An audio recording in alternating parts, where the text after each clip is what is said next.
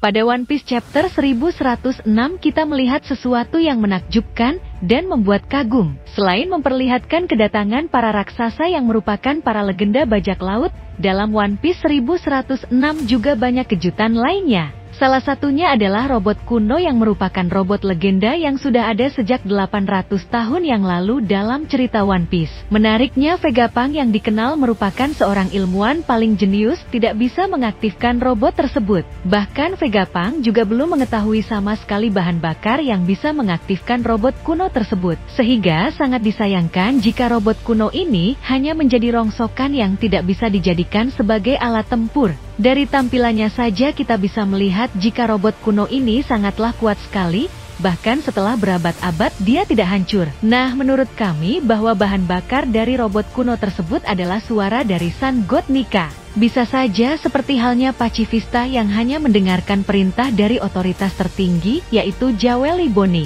Sehingga ada kemungkinan mekanisme yang dimiliki oleh robot kuno ini sama dengan Pacifista. Hanya saja bahan atau material yang digunakan untuk membuat keduanya kami yakin jelas berbeda. Sehingga daya tahan yang dimiliki juga sangat berbeda. Pacifista masih dapat dihancurkan dengan mudah. Sedangkan robot kuno masih kokoh meskipun sudah dimakan usia ratusan tahun.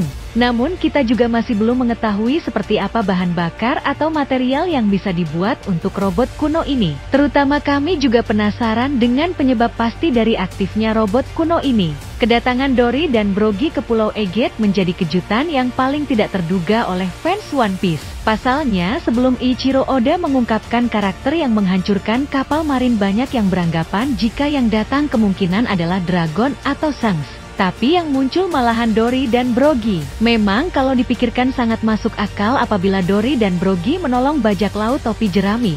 Karena Luffy pernah melakukan hal serupa saat kedua raksasa dari Elbaf itu melawan Mr. Tree. Namun kita tidak boleh menafikan bahwa Dory dan Brogy terakhir kali diperlihatkan oleh Eiichiro Oda sedang merusak kapal bajak laut Kid di Elbaf. Diketahui jika saat itu Shanks mengalahkan Kid di Pulau Elbaf, dan Dory serta Brogy juga berperan membantunya saat itu.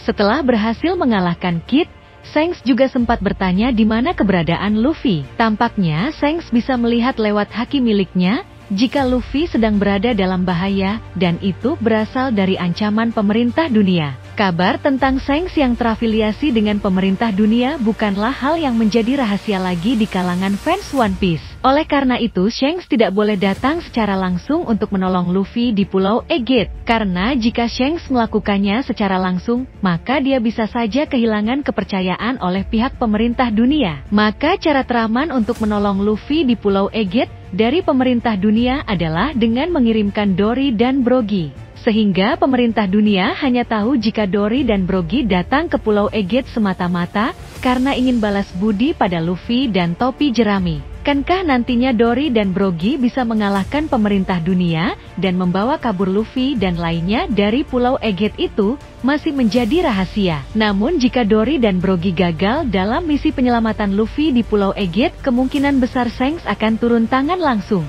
Dan mungkin saja saat itu kita akan tahu hubungan apa sebenarnya yang terjalin antara Shanks dan pemerintah dunia. Yang pasti Arc Egghead akan tetap berlangsung dengan banyak kejutan dari Eiichiro Oda.